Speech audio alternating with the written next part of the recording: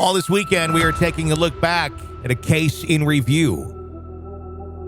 The charges against Bryan Kohberger in the murder of the 4 Idaho college students. Taking a listen to some of the most compelling conversations and discussions that we've had thus far. Let's listen to another one. This is the examination of the hidden human condition. This is the Hidden Killers podcast with Tony Brueski. We are talking with Jennifer Coffindaffer, retired FBI special agent. Big document dump that came out in the late last week, in regards to Bryan Kohberger. Jennifer, going through it page by page. You are always very good at this and good at finding little breadcrumbs of evidence. What have you discovered thus far in your research of this new documents that have come out in the Kohberger case?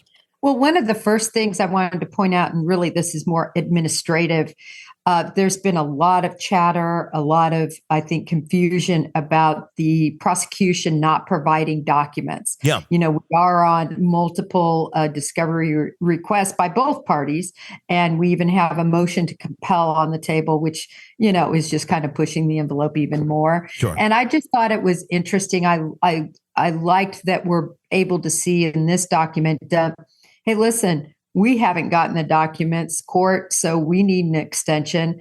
And I think that is a situation that didn't just exist with this. Maybe we're just seeing it. So I just I liked how it was in black and white for viewers and people following this case to see. Mm-hmm. Oftentimes, that's a big problem.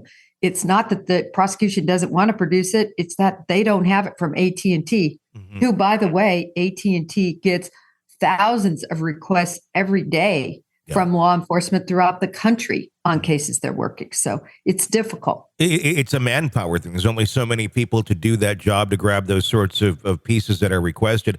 And I imagine, do they prioritize one request over another, or is it first come, first serve for something like that?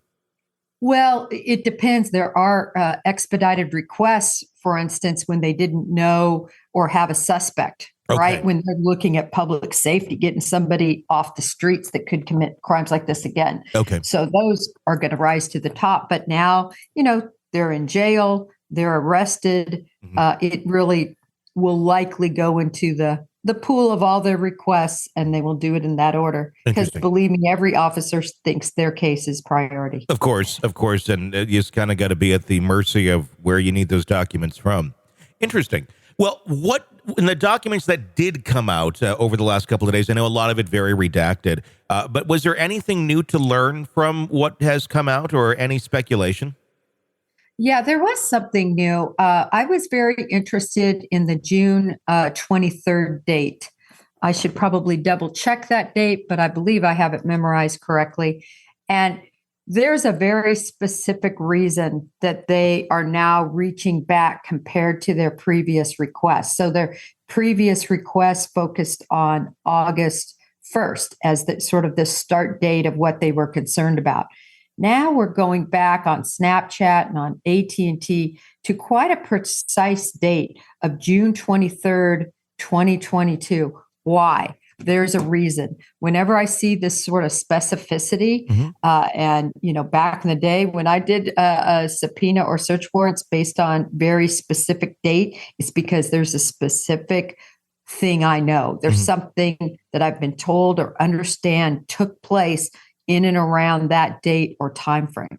So this is, to me, very significant as an investigator. Why the 23rd? It's not even June 1st. Yeah. It's not June 30th. It's June 23rd. So they have a nugget that they're searching for in that time frame, and very interested in what they've heard or discovered that they want to support or corroborate. Now, June 23rd, what is in the evidence? What is in those documents that points to that date? And do you have any speculation as to what it may be about?